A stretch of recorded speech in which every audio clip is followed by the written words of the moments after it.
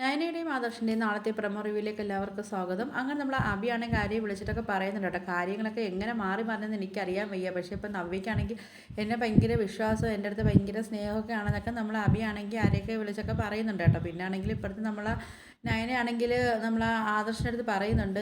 ആദർശം അവൻ്റെ അടുത്ത് പറഞ്ഞില്ലേ ജീവിച്ചിരിക്കുന്ന ഒരു തെളിവുണ്ടെന്നൊക്കെ ഇങ്ങനെ പറഞ്ഞില്ലേ, ഇനി ആ തെളിവിനെ അവരില്ലാതാക്കാനൊക്കെ നമ്മൾ നയന പറയുന്നുണ്ട് കേട്ടോ. അതുകൊണ്ട് നയന പറയുന്നുണ്ട് എന്തായാലും ആദർശമായിട്ട് ഇനി നമ്മൾ അനഘയെ കുറച്ചും കൂടെ നമ്മൾ ശ്രദ്ധിക്കണമെന്നൊക്കെ പറയുന്നുണ്ട്. അല്ലെങ്കിൽ ഇനി അവരിനി എന്തെങ്കിലും അവളെ ചെയ്യുമെന്നൊക്കെ ഒരു പേടിയൊക്കെ ഉണ്ടെന്നൊക്കെ നമ്മൾ നയനയാണെങ്കിൽ പറയുകയൊക്കെ ചെയ്യുന്നുണ്ട് കേട്ടോ. പിന്നെ ആണെങ്കിലും നമ്മൾ ഡേവിഡ് ആണെങ്കിലും നാഗേന്ദ്രൻ ആണെങ്കിലും പറയുന്നുണ്ട് അനഘ എന്നെ അവളെ ഇനി എങ്ങനെയെങ്കിലും ഇല്ലാതാക്കണം. കുറേ നാളുകൊണ്ട് അവൾ പാടുപെടുമല്ലേ ജീവിക്കാനൊക്കെ വേണ്ടി. അപ്പോൾ ഇനിയിപ്പോൾ അവൾ ജീവിച്ചിരിക്കേണ്ട അവളെ എങ്ങനെയെങ്കിലും നമുക്ക് തീർക്കണമെന്നൊക്കെ നമ്മൾ നാഗേന്ദ്രനാണെങ്കിൽ ഡേവിഡിൻ്റെ അടുത്ത് പറയുന്നുണ്ട്. അങ്ങനെ നമ്മൾ പിന്നെ അനഘയെ കാണിക്കുന്നുണ്ട് കേട്ടോ. അപ്പോൾ അനഘയാണെങ്കിൽ ഭയങ്കര വിഷമത്തിലൊക്കെ കാണിക്കുന്നത്. ഇനി എന്താ സംഭവം എന്നറിയത്തില്ല.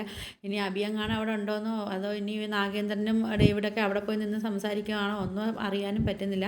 അപ്പോൾ ഇതൊക്കെയാണ് പ്രൊമോ റിവ്യൂ ആയിട്ടൊക്കെ കാണിച്ചിരിക്കുന്നത്. അപ്പോൾ നിങ്ങൾക്ക് എൻ്റെ വീഡിയോസൊക്കെ ഇഷ്ടപ്പെടുകയാണെങ്കിൽ ഒന്ന് ലൈക്ക് ചെയ്ത് ഷെയർ ചെയ്ത് സബ്സ്ക്രൈബ് ചെയ്ത് ബെല്ലൈക്കൺ എനേബിൾ ചെയ്ത് ഒന്ന് ഹൈപ്പ് ചെയ്ത് സപ്പോർട്ട് ചെയ്യണേ.